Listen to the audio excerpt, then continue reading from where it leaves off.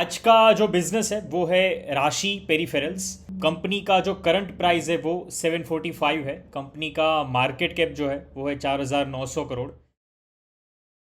सबसे पहले हम कंपनी के बिजनेस को समझते हैं, कंपनी की प्रोडक्ट को समझते हैं। ओके, आप सभी लोगों ने अपनी लाइफ में कभी ना कभी यहाँ पर स्क्रीन पर जो भी चीज़ें दिख रही है ना, उसमें से कुछ ना कुछ खरीदा होगा। आप लैपटॉप कभी ना कभी आपने परचेज किया होगा, या तो डेस्कटॉप परचेज किया होगा आपने, हो सकता है मॉनिटर परचेज किया हो, माउस कीबोर्ड, कुछ भी चीज़ें। तो ये कोई भी चीज़ जब आप परचेज करने जाते हो तो ज़्यादातर करके हम कहाँ पर जाते हैं? अपने शहर के अंदर हम एक रिटेलर के पास जाते हैं। सिमिलरली अगर मैं एक आईटी कंपनी हूँ, या तो मैं एक ऐसी कंपनी हूँ किसी भी तरीके की, क्योंकि मुझे अगर कंप्यूटर्स खरीदने बल्क में, या तो मुझे, मैं आईटी कंपनी हूँ तो मुझे मेरे ही पर्पस के लिए सर्वर्स खरीदने पड़ेंगे, स्टोरेज खरीदना पड़ेगा। अगर मैं फॉर एग्जांपल एक बैंक हूँ, राइट, और एक मैं एचडीएफसी बैंक हूँ, मुझे एक नया ब्रांच ओपन करना है, तो मुझे वो नए ब्रांच के लिए पूरा नेटवर्किंग एस्टेब्लिश करना पड़ेगा। और नई ब्रांच का नया डेटा जनरेट होगा तो डेटा स्टोर करने के लिए स्टोरेज परचेज करना पड़ेगा। वो ब्रांच के अंदर मुझे लोकल नेटवर्क भी एस्टेब्लिश करना पड़ेगा, इंटरनेट के साथ भी उसकी कनेक्टिविटी बिल्ड करनी पड़ेगी। वो ब्रांच का मुझे सेंट्रल हेड ऑफिस के साथ एक नेटवर्किंग बिल्ड करना पड़ेगा, तो उसके लिए मुझे नेटवर्किंग के सॉल्यूशंस, नेटवर्किंग के डिवाइसेस की जरूरत पड़ेगी। अगर मैं बैंक जैसी बहुत सेंसिटिव एंटिटी हूं तो मुझे साइबर सिक्योरिटी सॉल्यूशंस की जरूरत पड़ेगी। अगर मैं बहुत ज़्यादा डेटा जनरेट करती हूँ तो मुझे डेटा स्टोरेज के साथ साथ एक एआई इंफ्रास्ट्रक्चर चाहिए, राइट। मुझे अगर मेरा काम ऐसा है कि जहां पर मुझे बहुत हाई प्रोसेसिंग चीज़ों की ज़रूरत है तो मुझे जीपीयू सिस्टम्स चाहिए। तो ये सभी चीज़ें ऐसी है कि एक as a company, as an enterprise मुझे ये सब चीज़ खरीदनी पड़ती है। इसके अलावा मतलब मान लो एक बैंक हूँ तो मुझे लैपटॉप, डेस्कटॉप की ज़रूरत तो पड़ेगी मेरे डे टू डे लाइफ के वर्किंग के लिए, मेरे एम्प्लॉयज़ के लिए, पर मुझे इस तरीके की डिवाइसेस की भी ज़रूरत पड़ेगी। तो ये सभी तरीके की जो चीज़ें होती है ना, ये हम हो गए या तो कंपनीज हो गई। तो हम ऐसा नहीं है कि हम सीधा डेल के पास जाते हैं, हम सीधा एचपी के पास जाते हैं। हम तो हमारे शहर में एक रिटेलर के पास जाते हैं, या तो एक होलसेलर के पास जाते हैं, तो एक ऐसे बंदे के पास जाते हैं जिसके पास मल्टीपल कंपनीज के सॉल्यूशंस, प्रोडक्ट अवेलेबल हो, और वहां पर हम कंपेयर करके हमें क्या चाहिए, हमारा पर्पस कौन सॉल्व करेगा, उस तरीके की प्रोडक्ट हम चूज कर सकते हैं। तो यहीं पर गेम मेन शुरू होता है कि एक बंदा, आप और मेरे जैसा, या तो एक कंपनी, वो आईटी कंपनी हो, वो बैंक हो, वो हॉस्पिटल हो, या कोई भी XYZ कंपनी हो, आज के ज़माने में आईटी सॉल्यूशन, आईटी हार्डवेयर के बिना किसी का काम नहीं चलता है। और वो आईटी हार्डवेयर खरीदने की जब बात आती है तो एक सबसे बड़ा प्लेयर यहाँ पर पूरे इक्वेशन में एंटर करता है, और वो है राशि पेरिफेरल। राशि पेरिफेरल जो है वो एक टेक्नोलॉजी डिस्ट्रीब्यूशन कंपनी है। ये कंपनी खुद मैन्युफैक्चरिंग नहीं करती है, ना तो ये खुद लैपटॉप बनाएगी, ना तो ये नेटवर्किंग के डिवाइसेस बनाएगी, ना तो ये स्टोरेज की हार्ड ड्राइव SSDs बनाएगी। ये खुद मैन्युफैक्चरिंग नहीं करेगी। ये क्या करेगी? दुनिया भर की अलग अलग global brands, HP, Dell, Asus, Nvidia, global brand से प्रोडक्ट्स जो है वो इंडिया के अंदर लाएगी। ये जो भी ग्लोबल ब्रांड्स है वो राशि को लाइसेंस भी देंगे, अपनी प्रोडक्ट्स भी देंगे, ताकि ये प्रोडक्ट्स इंडिया के कोने कोने तक पहुंच सके। फॉर एग्जांपल HP को इंडिया में 10 लाख लैपटॉप सेल करने हैं, तो HP जो है वो खुद हर सिटी में जाकर डीलर नहीं बनाएगी। तो वहीं पर पिक्चर में कौन आता है? राशि जैसी कंपनी आती है। कि राशि क्या करेगी कि डिस्ट्रीब्यूशन का काम करेगी। राशि का काम जो है ना, वो सिर्फ और सिर्फ माल उठाना और बेचना नहीं है, ये पूरे के पूरा डिस्ट्रीब्यूशन मशीन चलाती है। अभी आपको सवाल आएगा कि डिस्ट्रीब्यूशन मशीन क्या होता है, तो थोड़ी देर बाद जब इसके मोड्स पर चलेंगे ना, तब आपको क्लियर कट पता चल जाएगा कि एक नॉर्मल डिस्ट्रीब्यूशन चलाना भी कितना एक कॉम्प्लेक्स काम होता है, कि जहां पर आपको बहुत सारी चीजें देखनी पड़ती है। इन शॉर्ट, राशि जो है ना एक टेक्नोलॉजी सुपरमार्ट है, कि जहां पर आपको बहुत सारी ब्रांड्स एक साथ ही मिल जाएगी, एक ही डिस्ट्रीब्यूटर के पास से मिल जाएगी। डिस्ट्रीब्यूटर कौन है? राशि पेरिफेरल। इस बिजनेस चेन की शुरुआत कहां से होती है? HP, डेल, एनवीडिया जैसी कंपनियां क्या करती है कि वो अपनी प्रोडक्ट्स बनाती है। कंप्यूटर्स, लैपटॉप्स बनाएंगे, पर्सनल कंप्यूटर PCs बनाएंगे, या नेटवर्किंग के डिवाइसेस बनाएंगे। उसके बाद क्या करेगा कि राशि जो है उनका एक ऑथोराइज्ड डिस्ट्रीब्यूटर बन जाएगा, और राशि ने पूरे इंडिया के अलग अलग शहरों में अपने डीलर्स बनाए होंगे, और वो डीलर्स के थ्रू इन बड़ी बड़ी कंपनीज के प्रोडक्ट वो सेल करेगी। तो ये पूरा इस तरीके का एक चेन होता है, बिजनेस चेन इस तरीके का होता है। यहाँ पर स्क्रीन पे आपको जो दिख रहा है ये राशि के क्लाइंट्स है, ग्लोबल कंपनीज है, जिनके साथ उनके टाइप्स हैं, जिनकी प्रोडक्ट्स वो इंडिया के इनके जो डीलर नेटवर्क होते हैं उनको वो देते हैं और डीलर नेटवर्क के थ्रू आप और मेरे जैसे लोग परचेज कर सकते हैं। तो आप स्क्रीन पर देख पाओगे कि मोस्टली सब नामी कंपनियां हैं। आपको डेल दिख जाएगा, एचपी दिख जाएगा, एलजी दिख जाएगा, लिनोवो दिख जाएगा, इंटेल दिख जाएगा। यहाँ पर एक छोटे कंप्यूटर से लेके आपको अगर बहुत कॉम्प्लेक्स सेमीकंडक्टर बनाने वाले भी डिवाइसेस, सेमीकंडक्टर इंडस्ट्री के साथ जुड़े हुए डिवाइसेस भी खरीदने, तो यहाँ से कई सारी ब्रांड्स आपको वो चीज़ प्रोवाइड कर देगी। आप मान लो डेटा सेंटर बना रहे हो, डेटा सेंटर के लिए आपको सर्वर्स खरीदने हैं या तो और भी डिवाइसेस खरीदने हैं, तो यहाँ से कोई ना कोई ब्रांड आपको सप्लाई कर देगी। पर वो ब्रांड किसको सप्लाई करेगी? पहले वो ब्रांड राशि को सप्लाई करेगी, राशि अपने डीलर को देगा और आप वो डीलर के थ्रू या आप डायरेक्ट राशि के थ्रू ये चीज़ परचेज कर सकते हो। तो इस तरीके का पूरा बिजनेस चेन बिल्ड होता है। एक और क्वेश्चन आता है कि एचपी या डेल जो है वो डिस्ट्रीब्यूशन खुद भी तो कर सकती है, इतनी बड़ी ब्रांड्स हैं, तो वो खुद क्यों नहीं करती है? तो स्क्रीन पर देखिए, राशि है उससे एचपी और डेल को क्या मिलता है? पैन इंडिया रीच मिलती है। अभी एट प्रेजेंट राशि के बाद राशि के पास करीबन 10,000 से ऊपर डीलर नेटवर्क है। तो 10,000 डीलर का नेटवर्क एस्टेब्लिश करना मतलब कोई छोटी बात नहीं है। दूसरी बात कि वेयर हाउसिंग, मान लो एचपी और डेल ने 1,000 लैपटॉप भेजे, जहां से भी वो यूरोप से यूएसए जहां से भी वो आ रहे हो, मान लो उन्होंने 1,000 लैपटॉप भेजे, तो सबसे पहले लैपटॉप कोई ना कोई वेयर हाउस में पड़े रहेंगे और वहां से फिर जो भी स्टेट के जो भी डीलर के पास रिक्वायरमेंट होगी वहां पर सप्लाई किया जाएगा। तो वेयर हाउस का काम भी राशि का होगा। वो भी इन लोगों को, एचपी डेल जैसी कंपनी को अपने वेयर हाउस भी नहीं रखने पड़ेंगे। वेयर हाउस के बाद लॉजिस्टिक का काम, उसके बाद जो भी मान लो डीलर को दे दिया तो बिलिंग का पूरा मैनेजमेंट करना पड़ेगा, क्रेडिट मैनेजमेंट करना पड़ेगा। क्योंकि बहुत बार ये होता है कि मान लो कि कोई डीलर ने बोला कि हमें 100 लैपटॉप चाहिए, पर अभी हम पैसा इमीडिएट आपको नहीं देंगे, हम 3 महीने बाद पैसा देंगे, ठीक है? तो यहाँ पर राशि ये डीलर को मना नहीं करेगी। क्यों मना नहीं करेगी? क्योंकि उनको एक धंधा मिल रहा है। उनको पता है कि 90 डेज में, 3 महीने के अंदर मुझे 100 लैपटॉप के पैसे मिल जाएंगे विद इन 90 डेज, पर अभी नहीं मिलेंगे। पर अगर मैंने ये डीलर को मना कर दिया तो हो सकता है कि वो 100 लैपटॉप का ऑर्डर राशि के जगह कोई राशि के कॉम्पिटिटर को मिल जाए। इसलिए राशि को अपने डीलर के साथ एक रिलेशनशिप मेंटेन करनी पड़ती है, क्रेडिट देना पड़ता है। तो ये जो क्रेडिट का पूरा चेन होता है, क्रेडिट का पूरा मैनेजमेंट होता है, वो भी ये बड़ी बड़ी कंपनीज को नहीं करना पड़ता, वो भी राशि कर लेती है। उसके बाद मान लो कि 3 महीने हो गए, फिर पैसा कलेक्ट करने की बात आई, तो पैसा कलेक्शन का काम भी राशि की टीम करती है। उसके लिए भी एचपी डेल को कुछ नहीं करना पड़ता। तो एचपी और डेल को सिर्फ किसके ऊपर फोकस करना है? मैन्युफैक्चरिंग करो, क्वालिटी पर ध्यान दो, मार्केटिंग कर दो, और उसके बाद जो भी डिस्ट्रीब्यूशन का काम होगा वो सब चीजें राशि जैसी कंपनी करेगी। डीलर को क्या मिलता है? डीलर को राशि जैसे डिस्ट्रीब्यूटर के साथ जुड़ के क्या मिलता है? डीलर को पहले तो क्रेडिट मिलता है। मान लो कि आप और मैं मिलके मान लो एक शॉप ओपन करते हैं, एक शोरूम ओपन करते हैं कि जहां पर हम इस तरीके की आईटी हार्डवेयर प्रोडक्ट्स को सेल करेंगे, पर हमारे पास इमीडिएट अभी पैसा नहीं है। मैं राशि को बोलूंगा कि भाई मुझे 2 महीने दे दो, मैं जैसे ही लैपटॉप थोड़े थोड़े सेल होने लगेंगे मैं आपको पैसा देना चालू कर दूंगा। तो मुझे क्रेडिट चाहिए, तो वो क्रेडिट राशि जैसा बड़ा कंपनी, बड़ा डिस्ट्रीब्यूटर एक डीलर को दे सकता है। दूसरी बात, फास्ट डिलीवरी। मान लो कि मुझे मेरी लोकल कोई स्कूल से एक ऑर्डर आए कि मुझे 50 कंप्यूटर चाहिए उनकी लैब के लिए, कंप्यूटर लैब के लिए, और मैं मान लो कि राशि के पास जाता हूं तो मुझे इमीडिएट अगर डिलीवरी चाहिए, क्योंकि स्कूल से मुझे ऑर्डर है कि मुझे फास्ट डिलीवरी चाहिए, तो अगर मुझे फास्ट डिलीवरी चाहिए तो राशि जैसी कंपनी जिनके वेयर हाउस इंडिया के अच्छे अच्छे कोने में फैले हुए, तो मुझे बहुत ही क्विकली वो लैपटॉप, डेस्कटॉप मुझे सप्लाई किए जाएंगे। दूसरी बात कि मुझे एक ही डिस्ट्रीब्यूटर के पास से मल्टीपल ब्रांड्स मिल जाते हैं। मान लो कि मुझे एक ऐसा सिस्टम बनाना है ओवरऑल कि जहां पर मुझे लैपटॉप चाहिए एचपी के, पर स्टोरेज चाहिए डेल का, सर्वर चाहिए किसी और कंपनी के, तो ये सब चीज जो है मल्टीपल ब्रांड के प्रोडक्ट मुझे अगर एक ही डिस्ट्रीब्यूटर के पास से मिल जाएंगे तो भी मुझे बहुत बड़ा फायदा है। दूसरी बात की टेक्निकल सपोर्ट, राइट, कि मुझे अगर मैंने मल्टीपल ब्रांड की चीजें खरीदी है मेरे बिजनेस के लिए, मुझे एचपी की चीजों के लिए भी सपोर्ट चाहिए, डेल की भी सर्वर है मेरे पास, तीसरी कोई कंपनी की कोई और प्रोडक्ट है मेरे पास, तो मुझे अगर कोई भी टेक्निकल ग्लिच आता है, कोई भी टेक्निकल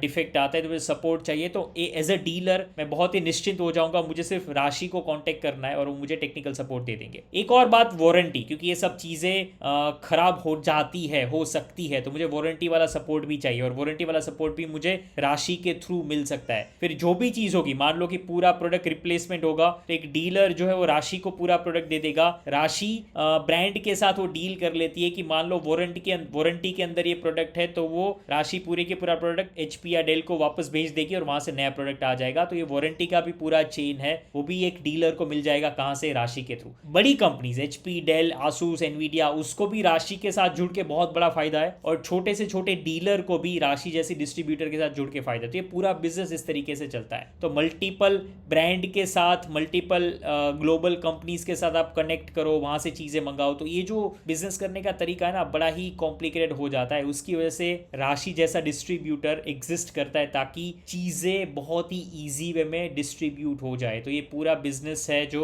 उसका मेन कॉन्सेप्ट डिस्ट्रीब्यूशन का है। यहाँ पर किसी भी तरीके का मैन्युफैक्चरिंग नहीं हो रहा है। तो जब मैं बोल रहा हूँ मैन्युफैक्चरिंग नहीं हो रहा है, तो आपके दिमाग में इमीडिएट कुछ चीजें आ जानी चाहिए कि यहाँ पर मार्जिन बहुत ही कम होंगे। अगर आप यहाँ पर एनुअल मार्जिन देखो, तो देखो ये मार्जिन, इबिडा मार्जिन करीबन 2% 3% के आसपास स्टैंड करते थे। यहाँ पर मार्जिन बहुत ही कम होंगे।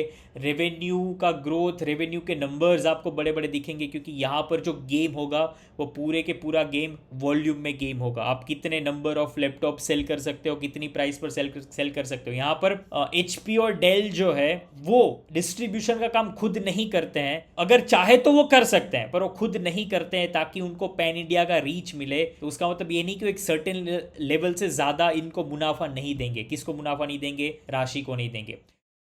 अभी जब राशि की बात करें तो दो तरीके के बिजनेस सेगमेंट है, क्योंकि हमें पहले ये समझना पड़ेगा कि हमने स्टार्टिंग में देखा कि बहुत सारी प्रोडक्ट है जो राशि डीलर्स को देती है, राशि सेल करती है, डिस्ट्रीब्यूट करती है। किस तरीके की प्रोडक्ट ऐसे कि जहां से मेजोरिटी रेवेन्यू आता है। तो सबसे पहला बिजनेस सेगमेंट है, उसका नाम है personal computing and enterprise solution. ये एक business to business B2B type का एक सेल्स मॉडल है, कि जहां पर क्या होता है कि जैसे मैंने थोड़ी देर पहले बताया कि एक IT कंपनी होगी, या तो एक डेटा सेंटर कंपनी हो गया, तो एक बैंक हो गया, एक हॉस्पिटल हो गया, एयरपोर्ट हो गया, इस तरीके की कंपनी की जहां पर उनको बहुत ही एडवांस्ड और बहुत ही सिक्योर वाला एक टेक इंफ्रास्ट्रक्चर चाहिए। तो इस तरीके की कंपनी जब ऑर्डर्स देती है ना, तो बल्क में ऑर्डर्स देती है। तो एक अच्छा खासा धंधा, करीबन 57% रेवेन्यू जो है राशि का, वो ये सेगमेंट से आता है कि जहां पर मेजरली कंपनीज एक बल्क में ऑर्डर देती है। ऐसा नहीं कि ये सेगमेंट वो है कि जहां पर आप और मैं अगर राशि से कुछ परचेज करें तो वो यहां पर नहीं आएगा, वो भी यहां पर आएगा।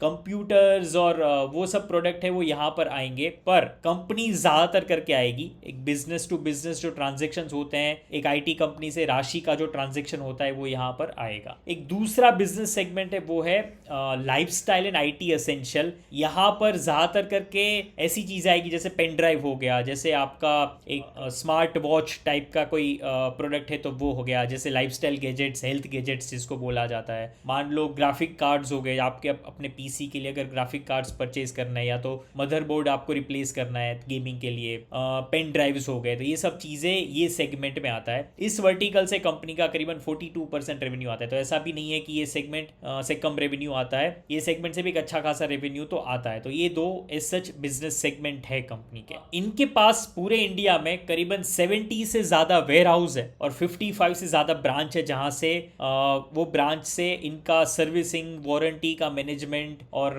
70 वेयर हाउस का मैनेजमेंट, वो सब चीजें होती है। 70 वेयर हाउसेज में सभी इन्वेंट्री स्टोर होगी, और यही इन्वेंट्री, यही वेयर हाउस से करीबन 10,000 से ज्यादा जो इनके डीलर्स हैं, रिटेल शॉप्स हैं, या तो ऑनलाइन ई-कॉमर्स वेबसाइट्स हैं, उनको वहां से ही सेल होता है। तो जैसे थोड़ी देर पहले मैंने बताया था कि इनका जो बिजनेस है वो लो मार्जिन है, पर पूरा वॉल्यूम का गेम है। तो हमें ये समझना पड़ेगा, जब इस तरीके के बिजनेस को समझेंगे, डिस्ट्रीब्यूशन बिजनेस को समझेंगे, तब हमें ये समझना पड़ेगा कि आने वाले टाइम में ग्रोथ कहां से आएगी। वॉल्यूम बढ़ना चाहिए और साथ ही साथ में रियलाइजेशन बढ़ना चाहिए, प्राइसिंग बढ़नी चाहिए, तभी जाके ग्रोथ आएगी। मार्जिन में आप बहुत ही बड़े लेवल पर इंप्रूवमेंट एक्सपेक्ट नहीं कर पाओगे अनटिल अनलेस की कंपनी अपना बिजनेस मॉडल चेंज करे, या कंपनी अपने प्रोडक्ट पोर्टफोलियो में ऐसी कोई प्रोडक्ट लाए कि जहां पर अपने आप हाई मार्जिन वो चार्ज कर सके। अभी देखते हैं राशि जैसे डिस्ट्रीब्यूशन बिजनेस में मोट क्या है। तो सबसे पहला मोट यही है कि 10,000 डीलर्स का एक डिस्ट्रीब्यूशन नेटवर्क। क्योंकि हमें पहले तो ऐसा लगेगा कि यार डीलर बनाना कहाँ मुश्किल बात है, मैं कोई शहर में जाऊंगा जहां पर कोई शॉप होगी, उसके पास जाके बोलूंगा कि मैं आपको ये प्रोडक्ट सप्लाई करूंगा, तो ये तो हो जाएगा, डीलर बनाना तो बहुत ईजी है, राइट। पर रियलिटी बहुत बहुत अलग होती है। रियलिटी क्यों अलग होती है, इसका एक एग्जांपल मैंने लिया है कि मान लीजिए कि आपने राशि जैसी कंपनी की शुरुआत करी और आपने सिटी के 100 कंप्यूटर की दुकानों में आप गए, वहां पर जाके डीलर सबसे पहले आपको पूछेगा कि भाई आप क्रेडिट दोगे, क्योंकि क्या है कि एक डीलर को क्रेडिट देने वाली बहुत सारे डिस्ट्रीब्यूटर बैठे हैं। आपने राशि जैसी कंपनी खड़ी करी तो आपको भी वो सवाल पूछा जाएगा डीलर की ओर से कि भाई आप क्रेडिट दोगे, क्योंकि हम ऑन द स्पॉट तो पैसे नहीं देंगे, तो क्रेडिट देना पड़ेगा। अभी क्रेडिट देने के लिए आपका एज अ राशि एक डिस्ट्रीब्यूटर और डीलर के बीच का एक ट्रस्ट बिल्ड होना जरूरी है। वो डीलर को चेक करना, जानना, परखना कि वो हम उनको क्रेडिट तो दे रहे पर वो टाइम पर में पैसा लौटाएगा कि नहीं, वो एक चेक करना जरूरी है। वो रिलेशनशिप बिल्ड करने में, प्रूव होने में भी कुछ टाइम लग जाता है। फिर दूसरी बात कि डीलर आपको पूछेगा कि हम माल तो लिखवाएंगे पर आप माल क्या टाइम पर दोगे, वारंटी कौन संभालेगा। मान लो कि हमने डीलर को कंप्यूटर्स दिए, वो कंप्यूटर्स खराब हो गए, कस्टमर वो डीलर के पास गया, डीलर हमारे पास है, तो क्या हम वारंटी ठीक से संभाल पाएंगे, वारंटी डीलर तो संभालेगा नहीं। तो ये सब सवाल पूछे जाएंगे, ठीक है।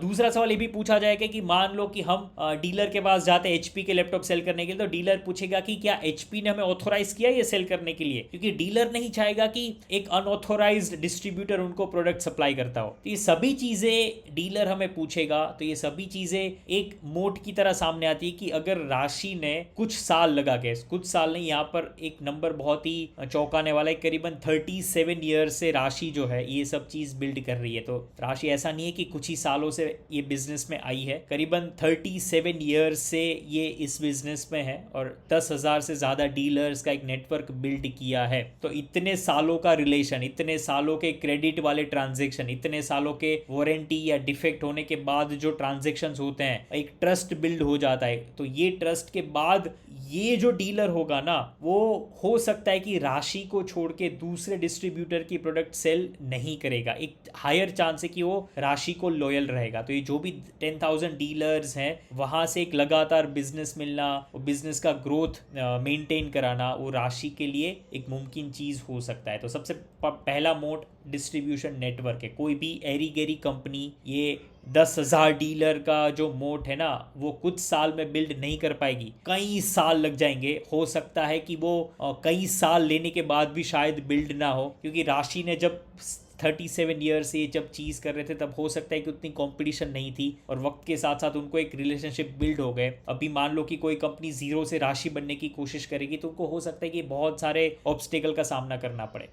सेम वही बात दूसरे मोड में मैंने बताई है, ओईएम रिलेशनशिप। ओईएम रिलेशनशिप मतलब क्या कि एचपी या डेल जो है वो राशि को ही क्यों चूज करेगी। एचपी या डेल जैसी बड़ी कंपनी का ऑब्जेक्टिव ये रहेगा कि मैक्सिमम से मैक्सिमम लैपटॉप या कंप्यूटर्स या नेटवर्किंग डिवाइसेस को सेल करना है और मिनिमम से मिनिमम हेडेक चाहिए, किसी भी तरीके का हेडेक नहीं चाहिए उनको। बिलिंग का, कलेक्शन का, वेयरहाउसिंग का, क्रेडिट का कुछ हेडेक नहीं चाहिए। ये सब काम राशि करे, राइट। अभी आप एक बात समझो कि राशि के पास दो ऑप्शन है। ओईएम क्या देखता है, फाइनेंशियल स्ट्रेंथ देखता है कि मान लो कि एचपी को 500 करोड़ का माल भेजना है, ठीक है, तो सबसे पहले वो सोचेगा कि भाई मैं जिसको 500 करोड़ के लैपटॉप बेच रही हूँ वो क्या मुझे टाइम पर पेमेंट कर पाएगा। दूसरी बात कि इतनी सारी इन्वेंट्री वो एक साथ रख पाएगा। ये इन्वेंट्री तो है पर इन्वेंट्री सेल करने के लिए नेक्स्ट स्टेज में डीलर्स को क्रेडिट देना पड़ेगा। तो क्या ये डिस्ट्रीब्यूटर उतना कैपेबल है डीलर को क्रेडिट देने के लिए, क्योंकि डीलर को आप क्रेडिट तभी दे पाओगे कि जब आप अफोर्ड कर पाओगे। कि डीलर मान लो 2 महीने की जगह 3 महीने में पैसे देता है तो भी आपका बिजनेस नहीं रुकेगा,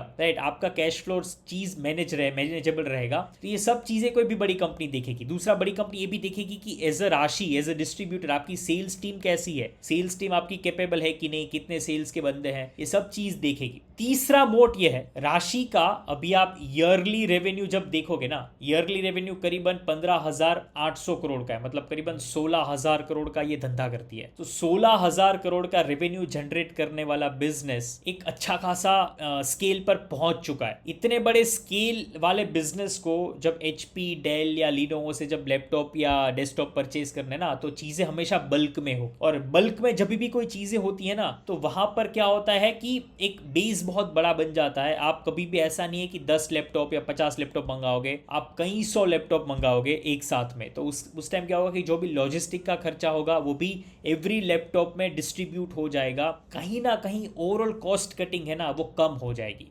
लार्ज वेयर हाउसेज होंगे राशि जैसी कंपनी के पास, तो वहां पे भी स्टोरेज का भी जो खर्चा होगा वो भी कम हो जाएगा। तो ये सब चीजें क्या होगा कि जितना स्केल बढ़ा उतना ही कॉस्टिंग कम हो जाएगा, उतना ही चीजें एफिशिएंट हो जाएगी। तो तीसरा मोड राशि का ये है। पर मान लो कि राशि के लेवल का ही कोई धंधा है जो 15-20 हजार करोड़ का सेल्स कर लेता है, जो 10,000 से आसपास डीलर नेटवर्क लगाए हुए हैं। अगर राशि जितना ही कोई बड़ा पीयर है तो उससे राशि को एक बहुत बड़ा रिस्क हमेशा ही रहेगा कि उनका डीलर राशि के बजाय दूसरे डिस्ट्रीब्यूटर के साथ डील करे, उनकी प्रोडक्ट सेल करे। तो ये हमेशा रिस्क रहेगा, राइट। कोई भी बिजनेस एकदम रिस्क प्रूफ नहीं होता है, तो यहाँ पर एक रिस्क है। अभी एक और चीज देखते हैं, राशि क्या कर रही है, नया मोड क्या है, कंपनी का नया मोड क्या है। अब सोचिए क्या होगा कि कल जाके मान लो कि कोई दूसरा बड़ा डिस्ट्रीब्यूटर जो राशि के लेवल का ही है, राशि का एक कॉम्पिटिटर है, उन्होंने भी ये सोचा तो वो भी ये काम कर सकता है। आप समझो एक बात, तो क्योंकि ऑलमोस्ट सेम है ना, राशि जितना बड़ा है दूसरा डिस्ट्रीब्यूटर भी उतना ही बड़ा है, तो दूसरा डिस्ट्रीब्यूटर भी अगर उतना ही बड़ा है तो उनका भी एचपी के साथ रिलेशनशिप उतना ही स्ट्रांग होगा। तो यहां पर राशि को एज अ डिस्ट्रीब्यूटर ये डील से रिप्लेस करना, डील से हटाना इजी है एक बड़े डिस्ट्रीब्यूटर के लिए। तो एक नया मोड जिसके ऊपर राशि कुछ टाइम से काम कर रही है, जो आने वाले टाइम में एक बहुत बड़ा मोड बन सकता है कंपनी के लिए, वो ये है। एक एग्जांपल लेते हैं कि मान लो एचडीएफसी बैंक बोलती है कि हमें 500 नए ब्रांच ओपन करने हैं पूरे इंडिया में, हमें सिर्फ लैपटॉप नहीं चाहिए। 500 नए ब्रांच जब बैंक के ओपन हो रहे हो तो वहां पर सिर्फ लैपटॉप की जरूरत नहीं होती है, लैपटॉप के साथ साथ वो लैपटॉप हो गया, लैपटॉप को इंटरनेट के कनेक्शन के साथ बिल्ड करने के लिए पूरा नेटवर्किंग बिल्ड करना पड़ेगा। वहां पर ब्रांच के अंदर भी सभी कंप्यूटर्स को एक साथ एक दूसरे के साथ कनेक्ट करने के लिए लोकल एरिया नेटवर्क बिल्ड करना पड़ेगा। बैंक का जो डेटा होगा तो उसके लिए सर्वर्स चाहिए प्रोसेस करने के लिए, स्टोरेज यूनिट्स चाहिए, राइट, बैकअप सिस्टम चाहिए क्योंकि बैंक का डेटा है ना, बैकअप सिस्टम चाहिए, साइबर सिक्योरिटी चाहिए। कल जाके मान लो कि कोई वायरस ने या कोई किसी ने अटैक कर लिया, कोई हैकर्स ने अटैक कर लिया, तो वो बैंक का डेटा है, राइट, बहुत सेंसिटिव डेटा है, तो साइबर सिक्योरिटी सॉल्यूशंस चाहिए। और ये सभी चीज़ों को मैनेज करने के लिए, उनको मेंटेन करने के लिए एक कॉन्ट्रैक्ट चाहिए, एक टीम चाहिए, इंस्टॉलेशन करने के लिए, सभी चीज़ के लिए एक टेक्निकल एक्सपर्टीज चाहिए, राइट। तो यहाँ पर जो बात आती है ना, यहाँ पर सिर्फ लैपटॉप की या कंप्यूटर्स की बात नहीं है, यहाँ पर एचडीएफसी को कोई ऐसी कंपनी चाहिए जो इनको सभी चीज़ कंप्लीटली ये सॉल्यूशन प्रोवाइड करके दे। कि इनकी 500 ब्रांच, अभी 500 ब्रांच अलग अलग शहर में होगी, वहां पर उनकी साइज अलग अलग होगी। कहीं पर हो सकता है कि एक ब्रांच में मान लो कि 50 का स्टाफ हो, कहीं पर बड़े शहर में हो सकता है कि 100 लोगों का स्टाफ हो। तो अलग अलग ब्रांच साइज, अलग अलग शहर के हिसाब से वहां की सब चीजें, नेटवर्किंग की चीजें, सभी चीजें। तो उसके लिए क्या होता है कि अभी क्या कर सकती है बैंक की, मान लो कि बैंक राशि जैसी कंपनी के पास जाए, राशि क्या करेगी, पूरा चीजों को एनालाइज करेगी कि भाई इंडिया में पहले तो कौन से शहर में ब्रांच चाहिए, वो ब्रांच में कितने सर्वर लगेंगे, कितने कंप्यूटर्स लगेंगे, कौन सा स्टोरेज बेस्ट रहेगा, क्योंकि पूरी दुनिया में कई सारी कंपनीज है जो स्टोरेज सिस्टम प्रोवाइड करती है, सर्वर प्रोवाइड करती है, कंप्यूटर्स प्रोवाइड करती है, राइट। एचपी का चाहिए, डेल का चाहिए, राइट, आपको प्रोसेसर चाहिए तो किसका प्रोसेसर चाहिए। फिर उसके बाद ब्रांच के अंदर का नेटवर्क डिजाइन करना है, लोकल कनेक्टिविटी के लिए, इंटरनेट के लिए, तो वो नेटवर्किंग करके कौन देगा, राइट, ये भी सोल्यूशन बैंक को चाहिए। ये सब चीज जो है ना, वो राशि बोलेगी कि मैं आपको सब करके दूंगी, राइट। वो बोलेगी कि आपको पूरे इंडिया में 500 ब्रांच खोलना है, 500 ब्रांच का नेटवर्किंग डिजाइन, कौन सा लैपटॉप परचेज करो, कौन सा स्टोरेज परचेज करो, कौन सा सर्वर, कौन सा नेटवर्किंग सॉल्यूशन के डिवाइस परचेज करना है, साइबर सिक्योरिटी, फायरवॉल परचेज करना है, कोई भी चीजें हम आपको कंप्लीटली सब कुछ करके देंगे। हम आपको बेस्ट प्राइसिंग देंगे, सब आपको कंपेयर करके दिखाएंगे। जब एचडीएफसी का सीनियर मैनेजमेंट अप्रूव करेगा उसके बाद ही चीजें होगी। इस तरीके से राशि पूरा सोल्यूशन करके देगी। तो ये चीज में क्या हो गया, पहले राशि क्या करती थी, पुरानी राशि की, वो सिर्फ एचपी या डेल से या कोई भी नेटवर्किंग कंपनी से डिवाइसेस, लैपटॉप खरीद के जिसको चाहिए उसको दे देती थी, काम खत्म, सिर्फ एक डिस्ट्रीब्यूटर, एक एजेंट थी। पर अभी राशि को सभी चीजों के एक्सपर्ट्स चाहिए, सभी चीजों का एक नॉलेज चाहिए, राइट। उनको नेटवर्किंग की टीम चाहिए, उनको स्टोरेज और वो सब चीज सोर्स करने के लिए उनके एक्सपर्टीज चाहिए, और वो फिर एचडीएफसी को देंगे। एचडीएफसी को क्या फायदा हुआ, एचडीएफसी को ये फायदा हुआ कि मान लो कि अगर वो राशि जैसी कंपनी के साथ काम नहीं करती तो उनको नेटवर्किंग के लिए कोई और कंपनी को हायर करना पड़ता, कंप्यूटर्स के लिए, कंप्यूटर्स खरीदने के लिए उनको कोई और डिस्ट्रीब्यूटर को हायर करना पड़ता, उसके बाद स्टोरेज कहीं कहीं और से खरीदते, ये सब चीज उनको अलग अलग अलग वेंडर से करना पड़ता। उसके बजाय उनको सिर्फ एक ही राशि के पास जाओ और पूरा सोल्यूशन, पूरे आपके ब्रांच का पूरा जितना भी टेक्नोलॉजिकल हार्डवेयर रिलेटेड जो भी चीजें हैं वो सब एक ही बंदे से हो जाएगा। तो एचडीएफसी का काम भी बहुत आसान हो जाएगा। तो ये राशि का नया मोट है, ये राशि का नया बिजनेस सेगमेंट है जहां पर वो कुछ टाइम से काम करिए और आने वाले सालों में यही एक जरिया है जिससे एकदम इमीडिएट नहीं, एक अच्छे खासे साल लग जाएंगे कि जब उनका मार्जिन ब्रैकेट जो है अभी जो 2-3% के आसपास घूम रहा है वो अगर कहीं से बढ़ सकता है तो यहां से बढ़ सकता है। क्योंकि ये जो काम है जहां पर वो कंप्लीट टेक्नोलॉजिकल सॉल्यूशन प्रोवाइड कर रहे हैं, ये काम सिंपल काम नहीं है। ये काम सिर्फ प्रोडक्ट को एचपी से खरीद के बैंक तक पहुंचाने वाला काम नहीं है। यहाँ पर एक एक्सपर्टीज चाहिए, यहाँ पर एक अच्छी खासी टीम चाहिए और एचडीएफसी या कोई भी XYZ क्लाइंट इसी एक्सपर्टीज के पैसे राशि को दी। तो यही एक काम है कि जहां पर वो ज्यादा मार्जिन चार्ज कर पाएंगे अपने कस्टमर से। मैनेजमेंट को क्या लगता है कि ये चीज वक्त के साथ साथ करने से कस्टमर स्टिकीनेस भी बढ़ जाएगी। या भाई एक बात सिंपली समझो कि मान लो एचडीएफसी ने अपनी 500 ब्रांच के लिए राशि के पास ये पूरा सब डिजाइन करवा लिया। अभी अगर ये चीजों में कोई गड़बड़ आई, ये चीजों में कोई ग्लिच आई, ये चीजों में कोई मेंटेनेंस की, मैनेजमेंट की जरूरत पड़ी तो वो राशि के पास ही जाएगा। अगर इनको राशि के साथ सब कुछ अच्छा लगता है काम करना, उनका एक्सपर्टीज, तो मान लो कि एचडीएफसी जैसी कंपनी तो ग्रो करती रहती है ना। आज कोई मान लो कि कोई टाउन में उनकी ब्रांच नहीं है तो कल जाके खुल जाएगी, वो तो हमेशा ग्रोथ का एक एस्पेक्ट रखेंगे ना। तो मान लो कुछ साल बाद उनको वापस नहीं 500 ब्रांच ओपन करनी है तो वो उस टाइम भी अपने पुराने पार्टनर राशि के पास जाएगी। तो कस्टमर स्टिकीनेस, आज बिजनेस मिला है, बिजनेस तो टिका रहेगा, कस्टमर भी टिका रहेगा, कल जाके वो सेम कस्टमर से ज्यादा बड़ा बिजनेस मिल सकता है, नया बिजनेस मिल सकता है और इसी से टॉप लाइन भी इंप्रूव होगा और मार्जिन भी इंप्रूव होंगे। अभी देखो किसी भी बिजनेस को जब समझना चाहते हैं ना तो हमारा एक मेन एम ये रहना चाहिए कि उसके फ्यूचर को एक देखा जाए कि आने वाले टाइम में कितना ग्रोथ देखने को मिल सकता है। ये जो पिछला साल रहा है वो पिछला साल कोविड के टाइम जो था ना, कोविड के टाइम एक्चुअली ये सभी चीजों में एक पीक बन गया था, राइट। उसके बाद थोड़ा थोड़ा ड्रॉप आना चालू था हार्डवेयर सेलिंग में, पर उसके बाद जो लास्ट ईयर था वो कोविड के टाइम के सेल्स के पीक को भी ओवरटेक कर चुका है। ओवरऑल जो इंडिया का जो ट्रेडिशनल पीसी मार्केट है, पर्सनल कंप्यूटर वाला जो सेगमेंट है, करीबन 10% से ईयर ऑन ईयर ग्रो कर रहा है। तो एक ये तो फिक्स है कि राशि को यहाँ से 10% का ग्रोथ तो मिल ही जाएगा। दूसरी बात ये कि आजकल जितने भी कंप्यूटर्स आते हैं ना वो एआई एनेबल्ड होते हैं, उनके अंदर ऑलरेडी ऐसी एप्लीकेशंस या ऐसे टूल्स प्री इंस्टॉल्ड होते हैं कि जहां पर एआई रिलेटेड आप टास्क कर पाओ। वो चाहे कोई आईटी कंपनी हो या चाहे कोई और बिजनेस हो, पर आपको जरूरत अभी आजकल ऐसी पड़ने लगी कि एआई का यूज बढ़ गया, राइट। तो जो एआई एनेबल्ड कंप्यूटर्स होते हैं ना वो अपने आप में ही महंगे होते हैं, उनका मैन्युफैक्चरिंग कॉस्टिंग ही उतना ज्यादा होता है कि उनको एंड प्राइसिंग ज्यादा हो ही जाएगा अपने आप, राइट। तो वो अपने आप महंगे होते हैं। तो इनका जो ग्रोथ है ना वो ईयर ऑन ईयर 2025 में 129% था। मतलब कितना तेजी से एआई एनेबल्ड कंप्यूटर सेल हो रहे हैं। 2026 में ये जो फाइनेंशियल ये जो साल अभी चल रहा है ना, एआई एनेबल्ड कंप्यूटर का जो सेल्स है ना, मतलब टोटल पूरी दुनिया में जितने भी पर्सनल कंप्यूटर सेल हो रहे हैं उनके करीबन 50% से ज्यादा ऐसे कंप्यूटर्स बिकेंगे जो एआई एनेबल्ड है। और इससे ही आपको एक चीज पता चल जाएगी कि अगर किसी ने रिसेंट में कंप्यूटर्स परचेज का एक मार्केट रिसर्च किया हो ना अपने मार्केट में जाके, तो आपको पता चल गया होगा कि आज से कुछ साल पहले आपको 25-30,000 में एक एंट्री लेवल एक डिसेंट कॉन्फ़िगरेशन वाला एक कंप्यूटर लैपटॉप मिल जाता था। पर आज की डेट में ऑलमोस्ट इम्पॉसिबल हो चुका है सस्ती रेंज में, ये रेंज में कंप्यूटर मिलना। आज की रेंज में वो आज के टाइम पे वो जो रेंज है ना वो 45-50,000 तक पहुंच चुकी है। एक दूसरी बात कि विंडोज 10 जो विंडोज का ऑपरेटिंग सिस्टम है उसका जो विंडोज 10 का जो वर्जन है उसका सपोर्ट खत्म हो चुका है। तो उसके चलते क्या है कि अगर मान लो सपोर्ट खत्म हो गया, नई अपडेट्स नहीं आएगी, तो हो सकता है कि आने वाले टाइम में जो भी आईटी कंपनीज या जो भी लोग विंडोज 10 यूज कर रहे हैं उनको पूरा रिप्लेस करना पड़ेगा। तो इसके चलते भी एक नया मैक्रो का सपोर्ट मिलेगा, नई डिमांड आएगी। अब इसके अलावा क्या गाइडेंस दिया है